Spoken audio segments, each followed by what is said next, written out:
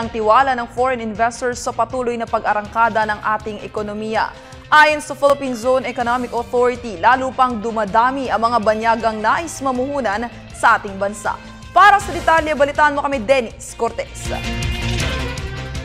Nananatiling tiwala ang mga foreign investors sa katatagan ng ating ekonomiya. Ayon sa Philippine Economic Zone Authority, patuloy ang pagpasok ng negosyo mula sa international communities. Nitong Oktubre, umabot na sa 567 projects ang naaprubahan ng ahensya.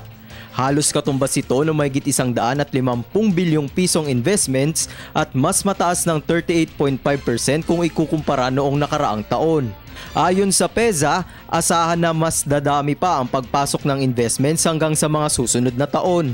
Almost every week, meron po tayong mga investment missions na dumadating dito at nagtitingin sa mga business opportunities inside our PEZA economic zones.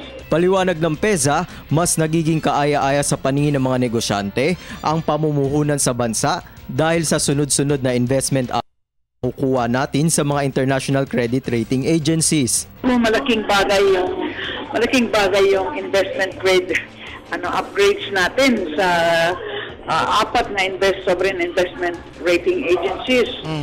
Tapos po pag nagpo-promote po tayo abroad, sinasabi ko po na first quarter lang, for the first time na surpass natin ang growth ng China.